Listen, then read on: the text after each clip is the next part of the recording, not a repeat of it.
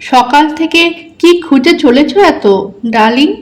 Special সেই এক cup চা কি আজ পাওয়া যাবে না? সঞ্জয় খবরের কাগজের পাতায় চোখ বোলাতে বোলাতে বলে মিঠিকে। দাঁড়াও তো, আমি বলে মরছি নিজের জ্বালায়। ফোন নিয়ে কাকে যেন ফোন করতে করতে বলে মিঠি। আরে কি হয়েছে বলবে তো? ঈষৎ অবাক হয় সঞ্জয়।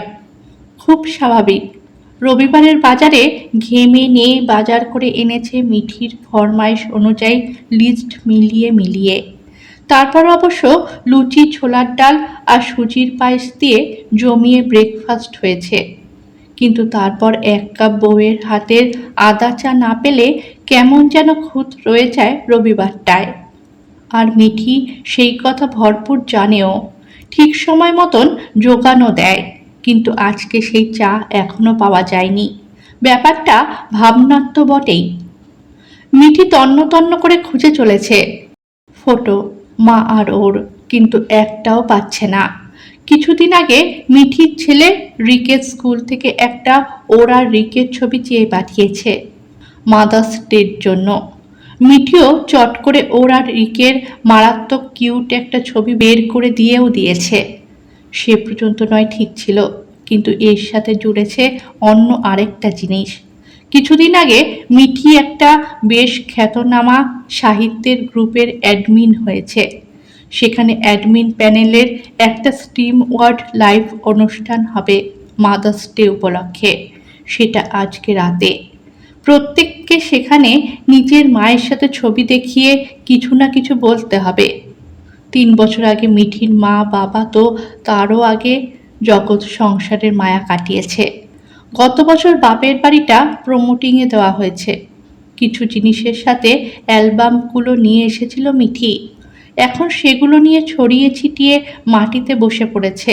এ তো আর এখনকার সময় নয় যে কথায় কথায় ছবি তোলা হবে, কিন্তু একটা নিশ্চয়ই পাওয়া যাবে। আতিপাতি করে খুঁজে দেখতে হবে। এই যা তখনকালে ভদ্রের ছবি উঠত, বিশেষ করে কোথাও বেড়াতে গেলে বা বাড়িতে বিয়ে লাগলে। বড়জোর হয়তো অন্নপ্রাশনে কিছু ছবি উঠত। জন্মদিনের দিন বাবা নিয়ে গিয়ে স্টুডিও থেকে ছবি তুলিয়ে আনত। এমন করে বাবার সাথেও খান তিনেক জন্মদিনের দিন তোলা ছবি পেল। কিন্তু মায়ের সাথে তো পাচ্ছে না। মা তো সাথে যেতই না। মা তখন তো মন্দিরে বা রান্নাঘরে ব্যস্ত। তবুও ভেবেছিল হয়তো একটা দুটো ঠিকই থাকবে। কিন্তু ও মা, কোথায় কি? অ্যালবামে মায়ের সাথে মিঠির যা যা ছবি আছে সবই প্রায় বেড়াতে গিয়ে ফটোগ্রাফারের তোলা। সেটাও হয় 3 জনে বা গ্রুপে। মায়ের সাথে একা মিঠির যে কোনো ছবি নেই। ভাবতেই মনের ভিতরটা কেমন হু হু করে উঠল। হতে পারে মায়ের সাথে ওর সম্পর্ক আর 5টা মা মেয়ের মতন ছিল না, তাই বলে দুজনের শুধুমাত্র দুজনের একটাও ছবি থাকবে না। দৌড়ে গিয়ে মায়ের সাথে যে একটা ছবি তুলে আসবে তাও তো সম্ভব নয়। গ্রুপের প্যানেলের সকলে জানলে কি ভাববে সেটা যত না ভাবাচ্ছে ওকে, তার চাইতেও বেশি খারাপ লাগছে নিজের। কেমন যেন একটা অপরাধ বোধ ঘিরে ধরছে ওকে। অ্যালবাম ঘাঁটতে ঘাঁটতে নজর পড়ল একটা ছবিতে, মামার বিয়ের ছবি। মিঠি তখন ক্লাস 3। ওর কপালে একটা বড় ব্যান্ডেজ। ছবিতে মা, মায়ের পাশে দিদা, মামা, মাইমা, আর তারপর মিঠি আর মিঠির বাবা। মনে পড়ে গেল কত কিছু। মামার বিয়ের দিন 7 আগে সিঁড়ি থেকে গড়িয়ে পড়ছিল মিঠি। কপাল কেটে দরদর করে রক্তপাত। বাবা পাজা কোলে করে ডাক্তারের কাছে ছুটেছিল। 2টো স্টিচ পড়ল কপালে। ওই অবস্থায় মিঠিকে রেখে মা মামার বিয়ের দিন একদম সকালে চলে গেছিল। কিনা দিদা নাকি সব একা হাতে করে উঠতে পারবে না। মিঠির ঠাকুমা বলেছিলেন একবারে বরযাত্রী গেলে হতো না? ছেলের বিয়েতে কি এমন কাজ আছে? বাকি সকলে আছে তো। মা বরাবর মৃদুভাষী কিন্তু স্পষ্ট বক্তা। মা বলেছিল, না, ওখানে আমায় দরকার মায়ের পাশে। মিঠি এখন ঠিক আছে। আমি সকালে ড্রেসিং করার সময় দেখেছি, প্রায় শুকিয়ে এসেছে। তাছাড়া আপনি আর আপনার ছেলে তো আছেন। এই বলে কাঁধে ছোট্ট একটা ব্যাগ নিয়ে মা মামাবাড়ির উদ্দেশ্যে হাঁটা দিয়েছিল। মিঠি ঠাকুমার কোল ঘেঁষে তখন দাঁড়িয়ে। মিঠির দিকে এক কাপ চা বাড়িয়ে দেয় সঞ্জয়। ও মা, তুমি করে নিলে? মিঠি কেমন যেন অপরাধী গলায় কথাগুলো বলে। বউ ব্যস্ত, তাই অগত্যা, মজার সুরে বলে সঞ্জয়। বিয়ের অ্যালবামটা দেখো, ভালো করে দেখো, ঠিক পেয়ে যাবে। চায়ের কাপটা নিতে নিতে দেখলাম তো কোথাও নেই। মিহির স্বরে ছলছল চোখে জানায় মিঠি। দেখি, দাও তো আমায়, বলে অ্যালবামটা মিঠির হাত থেকে নিয়ে স্টাডিতে চলে যায় সঞ্জয়। মিঠি চায়ের কাপটা নিয়ে বাকি অ্যালবামগুলো কোল থেকে নামিয়ে সোফায় হেলান দিয়ে বসে। কত কিছু মনে পড়ছে আজকে। মা এমনিতে মিঠির দেখা বন্ধুদের মায়েদের মতন কোনোদিন ওর সাথে বাবা বাছা করে কথা বলেনি। মিঠির যবে থেকে জ্ঞান হয়েছে, মিঠি দেখেছে রাতের বিছানা তার ঠাকুমার পাশে। শরীর খারাপ হলেও ঠাকুমার কাছেই শুতো। একবার খালি মিঠির খুব জ্বর, ওষুধ খেয়েও জ্বর নামছে না। সেদিন মা ওকে মা বাবার বিছানায় নিয়ে শুয়ে দিয়েছিল। মা সারা রাত জলপট্টি দিয়ে গেছে, আর বাবা হাত পাখার বাতাস করে গেছে। মিঠি মনে মনে ঠাকুরকে তখন বলছিল ওর জ্বর যেন কোনোদিনও না কমে। ক্লাস 7। মিঠির ঠাকুমা চলে গেলেন। মিঠির কিন্তু বিছানা পরিবর্তন হলো না। মা যদিও প্রথম দিন জিজ্ঞেস করেছিল, মিঠি একা শুতে পারবে? মিঠি ঘাড় কাত করে হ্যাঁ বলেছিল। মা পিছন থেকে কাঁধ দুটো জড়িয়ে ধরে মাথায় একটা চুমু খেয়ে বলেছিল, গুড। ছোট মিঠি বড় হতে শুরু করলো। কত নতুন রকমের অভিজ্ঞতা সঞ্চয় করতে শুরু করলো। কিন্তু ঘরে এসে শেয়ার করার মতন কেউ নেই। স্কুল থেকে ঘরে এলে মা গুছিয়ে খেতে দিত। খাওয়ার টেবিলে স্কুলের পড়াশোনা সংক্রান্ত কথাবার্তা ছাড়া আর বিশেষ কিছু জিজ্ঞাসা মা করতো না। কত কত রাত মিঠির কান্না পেত তখন, কিন্তু তাও মাকে গভীর অভিমানে মুখ ফুটে বলেনি, আমার পাশে শোবে মা, তোমায় অনেক কিছু বলার আছে। মায়ের ঝিয়ের মধ্যে ব্যবধান যেন বেড়েই চলেছিল দিন দিন। ঘরে একমাত্র স্বস্তির নিঃশ্বাস ছিল বাবার সঙ্গ। কিন্তু বাবাকে কি সব কথা বলা যায়? এমনকি প্রথম প্রথম যখন পিরিয়ডের জন্য খুব কষ্ট পেত মিঠি, তখনও খুব একটা গুরুত্ব দিত না মা। অন্যদের মায়েরা শুনেছে এই সময় কত যত্ন করে মেয়েদের। মা ওকে শুয়ে কাতরাতে দেখলে হট ওয়াটারের ব্যাগটা এগিয়ে দিত, ব্যাস ওইটুকুই। তখন হয়তো সোফায় বসে মা উল বুনছে বা সেলাইয়ের ফোঁড় তুলছে কোনো বালিশের ওয়ারে। একদিন অভিমান করে ব্যাগটা পেটের নিচে না দিয়ে পাশে সরিয়ে রেখেছিল মিঠি। মা সেটা জায়গা মতন চেপে ধরে বলেছিল, মিঠি, এটা খুব ন্যাচারাল ব্যাপার, এটাকে প্রয়োজনের তুলনায় বেশি গুরুত্ব দিও না। কষ্ট একটু সহ্য করতে হবে। এটা যেমন আড়াল করার বিষয় নয়, তেমনই মাথায় নিয়ে নাচারও বিষয় নয়। শুনে মিঠি ঝরঝর করে কেটে দিয়েছিল। মা কি বুঝতেই পারছে না ওর কত কষ্ট হচ্ছে? মায়ের মনে হচ্ছে ও ড্রামা করছে। ভীষণ রাগ হয়েছিল মায়ের উপর। এই ঘটনা মনে পড়ার সাথে সাথে আজকে মনে পড়ে যাচ্ছে আরেকটা ঘটনা। একদিন মিঠি গেছিল বিজয়াদের বাড়ি। গিয়ে দেখে সেও সেই একই ব্যথায় কাতর। ওর মা হ্যারিকেন জ্বালিয়ে কোমরে সেঁক দিচ্ছে। মনে পড়ে গেল সেদিন মায়ের ব্যবহার। চোখ ফেটে জল এসেছিল। ঠিক সেই সময় বিজয়ার ঠাকুমা দেশলাইয়ের খোঁজে ওদের ঘরে এসে দেখেন যে দেশলাই বাক্সটা বিজয়ার বালিশের পাশে রাখা। ব্যাস, তাই দেখে উনি তুলকালাম কাণ্ড বাঁধিয়ে দেন। বিজয়ার মাকে রীতিমতো তুলোধনা করেন, এই বলে যে কেন ঠাকুর ঘরের দেশলাই এই ঘরে এমন অশুচি মেয়ের বিছানাতে রাখা। কাকিমা জড়সড় হয়ে, খুব ভুল হয়ে গেছে মা, বলে ক্ষমা চাইতে উনি মুখে লাগাম দিলেন। মনে পড়ছে মায়ের অ্যাজমা ছিল, শঙ্খ বাজাতে বেশ কষ্ট হতো। মিঠির সামনে থাকলে ওর হাতেই সেটা তুলে দিয়ে বলতেন বাজাতে। সেটা মিঠি ঋতুমতী অবস্থায় থাকলেও। কলেজে পড়তে পড়তেই মিঠির বাবার আকস্মিক মৃত্যু মিঠিকে খুব একা করে দিয়েছিল। বাবার বাৎসরিকের দিনই এক উপযাজক আত্মীয় নিয়ে আসে সঞ্জয়ের সাথে বিয়ের সম্বন্ধ। মায়ের ইচ্ছে ছিল না এত তাড়াতাড়ি মিঠি বিয়ের পিঁড়িতে বসুক। তবুও সেই আত্মীয়ের জোড়াজুড়িতে মা ওকে জিজ্ঞেস করতেই মাকে খুব অবাক করে দিয়ে বলেছিল ও এই বিয়েতে রাজি। মা আর একটাও কথা বলেনি, নিখুঁত করে মেয়ের বিয়ের জোগাড় করেছিল।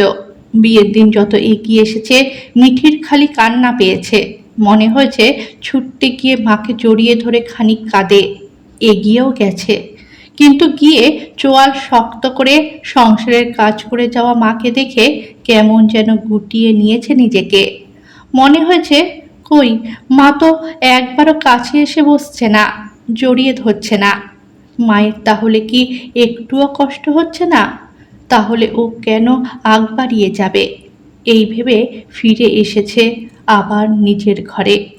বন্ধুদের সাথে ফোন গল্প করে হালকা করেছে নিজেকে। মাকে বিয়েতে এক ফোঁটাও চোখের জল ফেলতে দেখেনি মিঠি। সঞ্জয়ের সাথে তো ওর সম্বন্ধ করে বিয়ে, আজ না হয় বেশ কয়েকটা বছর কাটিয়ে এসেছে, কিন্তু ওর পছন্দ অপছন্দগুলো ওকে জিজ্ঞেস না করে শুরুতেই জানতে পেরেছিল কি করে সঞ্জয়? ওর কোন মিষ্টি ভালো লাগে, বা কী রকম চকলেট, বা ওর পছন্দের রং বা ফুল। বিয়ের পর থেকে দেখছে সঞ্জয়ও এই জিনিসগুলো ঠিক সময় মতন নিয়ে আসে। আসলে মায়ের সাথে সঞ্জয়ের খুব ভালো সম্পর্ক ছিল। ওই বাড়ি গেলে বা কালে ভদ্র মা এই বাড়ি এলে মিঠির থেকেও বেশি সঞ্জয় গল্প করতো ওর মায়ের সাথে। চকলেট অবশ্য ছেলের জন্য এমনিতেই আনা থাকে আজকাল, তাও কিন্তু মিঠির পছন্দের হোয়াইট চকলেট ঠিক সময় মতন চলে আসে। এর সাথে সাথে আজকে মনে পড়ছে বিয়ের পর পিরিয়ডের সময় ফ্রিজ খুললেই দেখতে পেত ওর পছন্দের চকলেটের সাথে সাথে পছন্দের মিষ্টি আর আইসক্রিম স্টোর করা, যেটা বাপের বাড়িতেও থাকতো। এগুলো মা ছাড়া কে সঞ্জয়কে বলবে? সেদিন বোঝেনি আজ কি করে যেন একটা একটা করে পর্দা সরে যাচ্ছে। অ্যালবাম ঘাঁটতে ঘাঁটতে কত কিছু মনে পড়ে যাচ্ছে আজকে মিঠির, যেন রিওয়াইন্ড হচ্ছে। একটা ছবি পেল মা আর সাথে ওর দুটো ভাই বোনেরা। ছবিটা ফ্যামিলি পিকনিকের। সেখানে ঝুমকি দিদি মাকে জাপটে জড়িয়ে আছে। মা আর ঝুমকি দিদি দুজনের খুশি উপচে পড়ছে যেন ছবি থেকে। মা খুব ভালোবাসতো ঝুমকিকে। মনে আছে ছোটবেলায় মিঠির জন্য পুজোতে যা জামা কিনতো, ঝুমকির জন্য একই জিনিস কিনতো। সেই দিদির বিয়েতে বিদায়ের সময় মা এমন কেঁদেছিল। মায়ের পারলৌকিক কাজেও সেই দিদি সুদূর ইউএস থেকে এসেছিল। আচ্ছা, মিঠি না হয় ছোট ছিল, মায়েরও কি কোনোদিন ইচ্ছে হয়নি ওর সাথে একটা ছবি তোলার? ঝুমকিদিকে যেমন জাপটে জড়িয়ে ছবি তুলেছে, ওরকম করে একটা ছবি তোলার। অবশ্য মায়ের ইচ্ছে হবেই বা কেন? মিঠি যে মায়ের কাছে অনাহত, মা চায়নি ও পৃথিবীতে আসুক। কলেজে পড়াকালীন সেই কঠিন সত্য একদম আকস্মিকভাবে ও জানতে পেরেছিল বাবা মায়ের কথোপকথনের মাধ্যমে, আড়াল থেকে শুনে, যদিও সেটা ও কাউকেই জানতে দেয়নি। সেই পাথর চাপা কষ্ট ও আজও বুকে একাই বয়ে বেড়ায়। মনে আছে সেবারও ইন্টার কলেজ সঙ্গীত প্রতিযোগিতায় প্রথম হয়েছিল। এই গুণটা মায়ের থেকেই মিঠি পেয়েছিল। হাতে খড়িও মায়ের কাছে। রেওয়াজের সময় ভুল হলে মা এসে ভুল ধরিয়ে দিত। একসাথে দুজনে গাইতো। ওই সময় মাকে ঠিক ওর চেনা মায়ের মতন মনে হতো না, কিন্তু ওইটুকু সময়ই, তারপরই মা মায়ের স্বভাব সিদ্ধ গম্ভীর চরিত্রে ঢুকে পড়ত। সেদিন ঘরে ঢুকেই মিঠি মায়ের গলায় মেডেলটা পরিয়ে দিয়েছিল। মা মায়ের স্বভাব সিদ্ধ ভঙ্গিমায় স্মিত মুখে একবার মাথায় হাত বুলিয়ে গলার থেকে মেডেলটা খুলে ওর হাতে দিয়ে বলেছিল, তাড়াতাড়ি হাত মুখ ধুয়ে খেয়ে নাও, চাউমিনটা ঠান্ডা হয়ে যাবে। মিঠিও ওর স্বভাব সুলভ আচরণ করেছিল। অভিমানী চোখে বাবার দিকে তাকাতেই বাবা হাত বাড়িয়ে মেয়েকে বুকে জড়িয়ে অনেক আদর করেছিল। নিজের ঘরে গিয়ে যখন চেঞ্জ করছে মিঠি, তখন কানে এসেছিল কিছু টুকরো কথার অংশ। বাবা বলছে, মেয়েটাকে একটু জড়িয়ে ধরে আদর করতে পারলে না? কেন, জড়িয়ে ধরলে কি বেশি ভালোবাসা প্রকাশ পায়? অফকোর্স, সেটা কি তুমি জানো না? উত্তেজিত বাবা বেশ গলা তুলেই বলেছিল কথাগুলো। আস্তে কথা বলো। মায়ের গলার আওয়াজ রীতিমতো নিষ্পৃহ, কিন্তু বাবা তার ধার দিয়ে গেল না। একই রকম উষ্মা আর উত্তেজনা বাবার গলায়। আমার কি মনে হয় জানো তো, আমার মনে হয় এখনো মিঠিকে তুমি মেনে নিতে পারোনি। যেহেতু তুমি না চাইতেও মিঠি চলে এসেছিল আমার ভুলে, আর ডাক্তার তোমার শরীরের কথা ভেবেই বারণ করেছিল অ্যাবর্ট না করতে। তাও তুমি জেদ ধরেছিলে, কিন্তু আমি ডাক্তারের কথা শুনে যথেষ্ট শঙ্কিত ছিলাম। তাই আমিও চেয়েছিলাম মিঠি আসুক পৃথিবীতে। তুমি তোমার শরীরের জন্যই সেই সময় বাধ্য হয়েছিলে অমন ভালো চাকরিটা ছেড়ে দিতে। মিঠি একটু বড় হওয়ার পরে অনেকবার বলা সত্ত্বেও আর চাকরির চেষ্টা করনি। এমনকি গানটাও ছেড়ে দিয়েছিলে, কার ওপর অভিমান করে জানি না। আর বেশি কিছু শোনার মতন অবস্থায় ছিল না মিঠি। কান চেপে বালিশে মাথা গুজে পড়েছিল, যেন প্রাণঘাতী বালি ঝড়ের সামনে পড়া কোনো এক যাত্রী। এরপর যেন মিঠির আর কলেজ থেকে ঘরে ফিরতেই মন চাইতো না। নিজেকে মনে হতো নিজ ভূমে পরবাসী।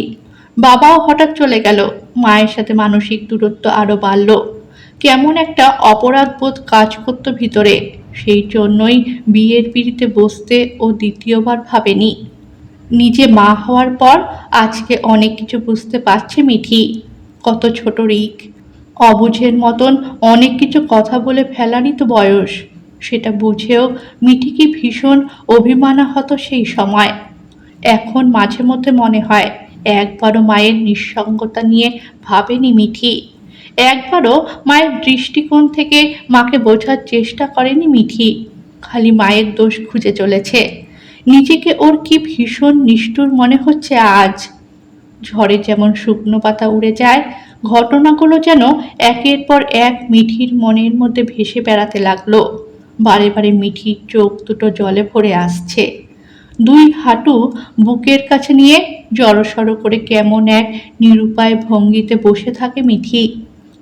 মিঠি বলে মাথায় হাত বুলিয়ে ডাকলো সঞ্জয়। মিঠি তাকিয়ে দেখে সঞ্জয়ের হাতে ওর কনকাঞ্জলির ছবিটা, যেখানে খালি মা আর মেয়ে। দারুণ ফটোশপ করেছে সঞ্জয়। কিন্তু এ কি, আগের ফটোতে অত মানুষের ভিড়ে মাকে কেমন যেন গৌণ মনে হয়েছে। অস্পষ্ট ছিল মায়ের ছবিটা। ছবিটার ব্রাইটনেস বাড়ানোয় স্পষ্ট হয়েছে মায়ের মুখ। এই প্রথম মায়ের মুখটা এতক্ষণ ধরে দেখছে মিঠি, যেন দুই হাতের তালুতে ওর মায়ের মুখটা তুলে ধরেছে। মায়ের অমন মায়া ভরা চোখ দুটো আগে কেন নজরে আসেনি ওর। কিন্তু এর সাথেও এ আবার কি দেখছে। মায়ের দু চোখে জল টলটল করছে, স্পষ্ট বোঝা যাচ্ছে।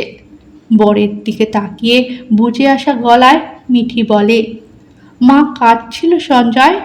মাকে আমি কোনোদিন কাঁদতে দেখিনি গো। সঞ্জয় মাথা নেড়ে সায় দেয়। নারী ছেঁড়া ধন স্বেচ্ছায় শিকড় ছিঁড়ে চলে যাচ্ছে। মা বুঝেও তখনও কাঁদবে না, এ আমি ভাবলাম কি করে সঞ্জয়। স্বাভাবিকভাবেই মিঠি আর কিছু বলার মতন অবস্থায় থাকে না। ছবিটা বুকে জড়িয়ে ডুব করে কেঁদে ওঠে মিঠি।